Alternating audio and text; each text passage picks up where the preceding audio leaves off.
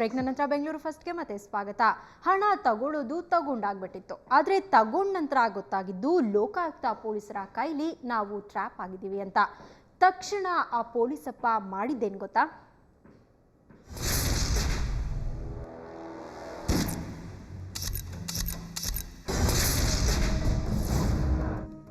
ನಿನ್ನೆ ಲೋಕಾಯುಕ್ತ ದಾಳಿ ನಡೆದಾಗ ಕಾನ್ಸ್ಟೇಬಲ್ ಒಬ್ಬ ಓಡಿ ಹೋಗಿದ್ದಲ್ಲ, ಅದರ ಹಿಂದೆ ಒಂದು ಇಂಟ್ರೆಸ್ಟಿಂಗ್ ಕಥೆ ಇದೆ. ಅಂದು ಆಗಸ್ಟ್ 12, ಹೆಣ್ಣೂರಿನಲ್ಲಿ ನವೀನ್ ಕುಮಾರ್ ಎಂಬ ವ್ಯಕ್ತಿ ನಿಗೂಢ ರೀತಿಯಲ್ಲಿ ಸಾವಿಗೀಡಾಗಿದ್ದ. ಇದರ ಬಗ್ಗೆ ನವೀನ್ ಕುಮಾರ್ ಮನೆಯವರು ಕೊಲೆಯಾಗಿರೋ ಶಂಕೆಯನ್ನು ವ್ಯಕ್ತಪಡಿಸಿದರು. ಕೊತ್ತನೂರು ಪೊಲೀಸರು ನವೀನ್ ಕುಮಾರ್ ಪತ್ನಿ ಹಾಗೂ ಬಾಬು ಎನ್ನುವವರನ್ನ ವಿಚಾರಣೆಗೆ ಒಳಪಡಿಸಿದರು. ವಿಚಾರಣೆ ವೇಳೆ ಬಾಬುವನ್ನ ಕೇಸಿನಿಂದ ಖುಲಾಸೆಗೊಳಿಸುವುದಾಗಿ ಕೊತ್ತನೂರು ಪೊಲೀಸ್ ಠಾಣೆಯ ಇನ್ಸ್ಪೆಕ್ಟರ್ ಪುರುಷೋತ್ತಮ್ ಹಾಗೂ ಕಾನ್ಸ್ಟೇಬಲ್ ಮಂಜುನಾಥ್ 2 ಲಕ್ಷ ಲಂಚವನ್ನು ಕೇಳಿದರು. 2 ಲಕ್ಷ ಕೈಗೆ ಬರ್ತಾ ಇದ್ದಂತೆ ಪುರುಷೋತ್ತಮ್ ಆಸೆ ಹೆಚ್ಚಾಯಿತು. ಮತ್ತೆ 5 ಲಕ್ಷ ಕೊಡುವಂತೆ ಬಾಬು ಸಂಬಂಧಿ ಗಿರೀಶ್ ಬಳಿ ಡಿಮ್ಯಾಂಡ್ ಮಾಡಿದರು. ಪೇದೆಯಾದಂಥ ಶ್ರೀ ಮಂಜುನಾಥ್ರವರು ನಮ್ಮ ಕಾರಲ್ಲೇ 2 ಲಕ್ಷ ರೂಪಾಯಿನ ನಗದು ಕ್ಯಾಶ್ ಆಗಿ ಪಡ್ಕೊಂಡಿರ್ತಾರೆ. ಮತ್ತು ಅದು ನೋಟಿನ ಕಂತೆನೆಲ್ಲ ಎಣಿಸ್ಕೊಂಡು ಆ ಥರ ಎಲ್ಲ ಮಾಡಿ ಆರಾಮಾಗಿ ದುಡ್ಡು ತೊಗೊಂಡು ಹೋಗಿರ್ತಾರೆ. ಪ್ಲಸ್ ಅವರು ಸ್ವತಃ ಬೇರೆ ಖರ್ಚಿಗೆ ಅಂತ ಹೇಳಿ ಇನ್ನೂ 10,000 ರೂಪಾಯಿ ಡಿಮಾಂಡ್ ಮಾಡಿನೇ ತೊಗೊಂಡಿರ್ತಾರೆ. ಯಾವಾಗ ಇನ್ಸ್ಪೆಕ್ಟರ್ ಬೇಡಿಕೆ ಹೆಚ್ಚಾಯಿತೋ ಆಗ ಗಿರೀಶ್ ಕಂಗಾಲಾದರು. ಲೋಕಾಯುಕ್ತ ಪೊಲೀಸರ ಬಳಿ ದೂರನ್ನು ನೀಡಿದರು. ಲೋಕಾಯುಕ್ತ ಪೊಲೀಸರ ಸಲಹೆಯಂತೆ ನಿನ್ನೆ ಗಿರೀಶ್ ಸ್ವಿಫ್ಟ್ ಕಾರಿನಲ್ಲಿ 5 ಲಕ್ಷ ಹಣವನ್ನು ತೆಗೆದುಕೊಂಡು ಹೋದರು. ತಮ್ಮ ಬಲಗೈ ಬಂಟನಂತಿದ್ದ ಮಂಜುನಾಥನ ಬಳಿ ಹಣವನ್ನು ತೆಗೆದುಕೊಳ್ಳುವಂತೆ ಪುರುಷೋತ್ತಮ್ ಹೇಳಿ ಕಳಿಸಿದರು. ಕೊತ್ತನೂರು ಠಾಣೆ ಇಬ್ಬರು ಅಧಿಕಾರಿಗಳು ಈ ಲಂಚ ಪ್ರಕರಣದಲ್ಲಿ ಸಿಕ್ಕಾಕೊಂಡಿದ್ದಾರೆ. ನಮಗೆ ಅವರಿಂದ ವರದಿ ಬರ್ತದೆ. ವರದಿ ಬಂದ ತಕ್ಷಣ ಕಾನೂನು ರೀತಿ ಅವರ ಮೇಲೆ ಕ್ರಮವನ್ನು ನಾವು ಕೈಗೊಳ್ತೇವೆ. 5 ಲಕ್ಷ ಹಣವನ್ನು ತೆಗೆದುಕೊಂಡ ಕಾನ್ಸ್ಟೇಬಲ್ ಮಂಜುನಾಥ ಲೋಕಾಯುಕ್ತ ಪೊಲೀಸರು ಬರ್ತಾ ಇದ್ದಂತೆ ತನ್ನ ಬೈಕ್ನಲ್ಲಿ ಪರಾರಿಯಾಗಿ ಹೋಗಿದ್ದ. ಆದರೆ ಇನ್ಸ್ಪೆಕ್ಟರ್ ಪುರುಷೋತ್ತಮ್ ಮಾತ್ರ ಬಲೆಗೆ ಬಿದ್ದಿದ್ದ. ಹೇಗಿದೆ ನೋಡಿ ಪೊಲೀಸರ ಕಳ್ಳರಾಟ. ದತ್ತರಾಜ್ ಪಡುಕೋಣೆ, ಕ್ರೈಮ್ ಬ್ಯೂರೋ, ಸುವರ್ಣ ನ್ಯೂಸ್ 24/7 ಬೆಂಗಳೂರು. ಹೆಸರಿಗೇನೋ ವ್ಯವಸ್ಥಿತ ಬಡಾವಣೆ, ಆದರೆ ಇಲ್ಲಿರೋ ಸರ್ಕಾರಿ ಕಚೇರಿಯನ್ನ ಅದರ ಎದುರು ನೋಡಿದ್ರೆ ಅವ್ಯವಸ್ಥೆಯ ಆಗರ. ಅಡ್ಡಾದಿಡ್ಡಿ ನಿಲ್ಲಿಸಿದ ವಾಹನಗಳಿಂದ ಸಂಚಾರಕ್ಕೆ ಸಿಕ್ಕಾಪಟ್ಟೆ ತೊಂದರೆ. ಆದರೆ ಕಚೇರಿ ಸ್ಥಳಾಂತರಕ್ಕೆ ಇರೋ ತೊಂದರೆ ಏನು ಗೊತ್ತಾ? ಇಲ್ಲಿದೆ ನೋಡಿ ಸತ್ಯ.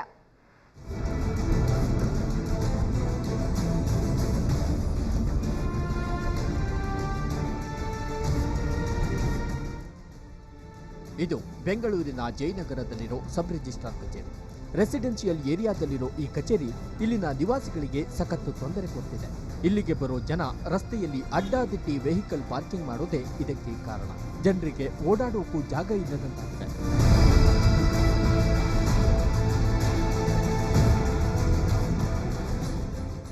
ಸಿಕ್ಕಾಪಟ್ಟೆ ಪಾರ್ಕಿಂಗ್ ಪ್ರಾಬ್ಲಮ್ಮು. ಎಲ್ಲ ಮನೆ ಮುಂದೆ ಬಂದು ಪಾರ್ಕ್ ಮಾಡ್ತಾರೆ. ನಾಗರಿಕೆಲ್ಲ ಓಡಾಡೋಕ್ಕಾಗಲ್ಲ. ಹೆಣ್ಮಕ್ಳು ಅವ್ರಿಗೆ ಇವರಲ್ಲಿ ರೋಡಲ್ಲಿ ಓಡಾಡ್ತಾ ಇದ್ದಾರಲ್ಲ, ಈಗ ಡಬಲ್ ಪಾರ್ಕಿಂಗ್ ಮಾಡ್ತಾರೆ, ಮನೆ ಮುಂದೆ ಎಲ್ಲ ನಿಲ್ಲಿಸ್ತಾರೆ. ಸಿಕ್ಕಾಪಟ್ಟೆ ಅಂತ ನ್ಯೂಸೆನ್ಸ್. ಈ ರೋಡು 12th ಮೈನ್ ರೋಡು ತುಂಬಾ ನ್ಯೂಸೆನ್ಸು. 13 ಮೈನು ಅಷ್ಟೇ ಕಂಜೆಸ್ಟೆಡ್ ಆಗಿದೆ.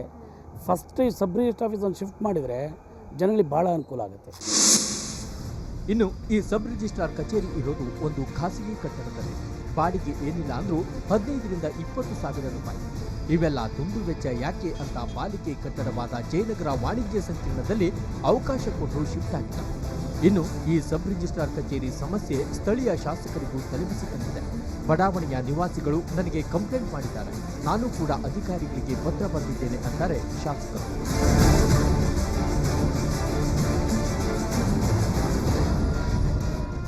Jayanagar 4th block 12th main road ಭಾಳ ಥಿಕ್ಲಿ ಪಾಪ್ಯುಲೇಟೆಡ್ ಜಾಗ ಅದು. ಒಂದು ರೆಸಿಡೆನ್ಷಿಯಲ್ ಏರಿಯಾನಲ್ಲಿ ಸಬ್ ರಿಜಿಸ್ಟರ್ ಆಫೀಸ್ನ ಯಾವುದೋ ಸಂದರ್ಭದಲ್ಲಿ ಓಪನ್ ಮಾಡಿದ್ದಾರೆ. ಭಾಳ ಟ್ರಾಫಿಕ್ ಇರುವಂಥ ಜಾಗ.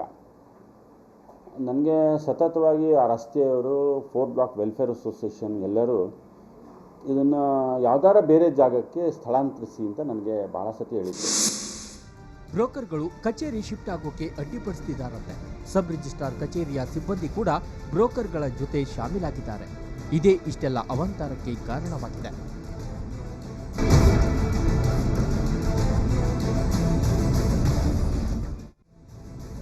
ಕಮಿಷನ್ ಆಸೆಗೆ ಇಡೀ ಬಡಾವಣೆಯ ಜನರಿಗೆ ತೊಂದರೆ ಉಂಟು ಮಾಡ್ತಿರೋ ಅಧಿಕಾರಿಗಳಿಗೆ ಯಾವಾಗ ಬುದ್ಧಿ ಬರುತ್ತೋ ದೇವರಿಗೆ ಗೊತ್ತು.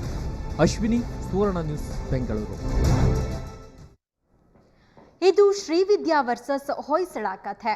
ಆದರೆ ಇದ್ಯಾವುದೋ ಕೌಟುಂಬಿಕ ಕಿತ್ತಾಟದ ಕಥೆಯೂ ಅಲ್ಲ, ಅಥವಾ ಪ್ರೇಮಿಗಳಿಬ್ಬರ ಜಗಳದ ಕಹಾನಿಯೂ ಅಲ್ಲ. ಬದಲಿಗೆ ಬೆಂಗಳೂರಿನ ಬಡಾವಣೆಯೊಂದರ ಸ್ಪೆಷಲ್ ಪ್ರಾಬ್ಲಮ್. ಏನಿ ಸ್ಟೋರಿ ಬನ್ನಿ ನೋಡೋಣ.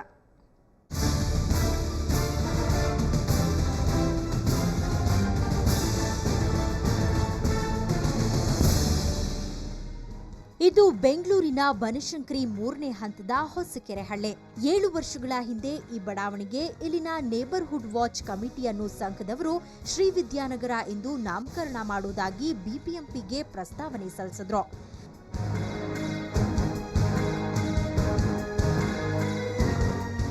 ಅಂತೆಯೇ ಪಾಲಿಕೆ ಸಭೆಯಲ್ಲಿ ನಿರ್ಣಯವೂ ಆಯಿತು.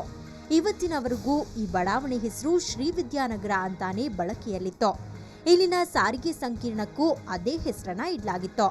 ಆದರೆ ಇದೀಗ ಶ್ರೀ ವಿದ್ಯಾನಗರ ಅನ್ನೋ ಫಲಕ ಕಿತ್ತು ಹಾಕಲಾಗಿದ್ದು ಇದು ಇಲ್ಲಿನ ನಾಗರಿಕರಿಗೆ ಬೇಸರವಾಗಿದೆ.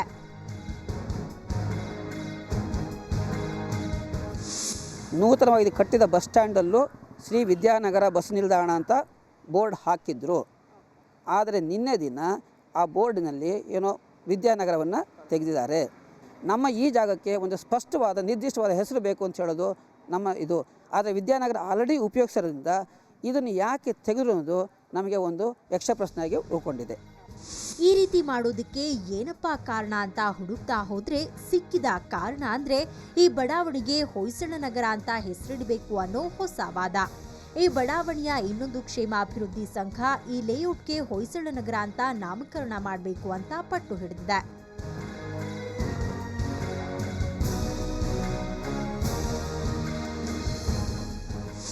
2010 ಈ ಇದರಲ್ಲಿ ಬಂತು, BBMP ಕೌನ್ಸಿಲ್ ಮೀಟಿಂಗಲ್ಲಿ ಬಂತು. ಎಲ್ಲ ಪಾಸಾಯಿತು ಅಂತಲೂ ಹೇಳಿದರು.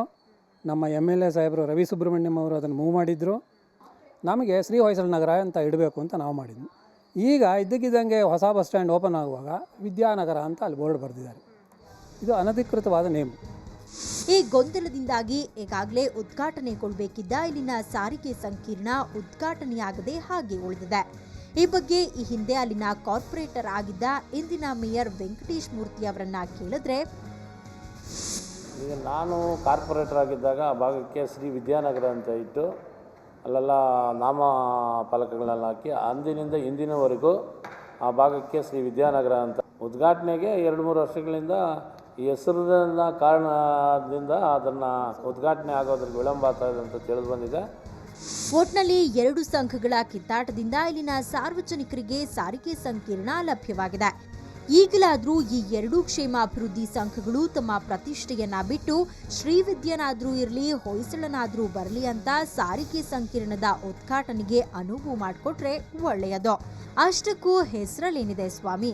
ಅಶ್ವಿನಿ, ಸುವರ್ಣ ನ್ಯೂಸ್, ಬೆಂಗಳೂರು.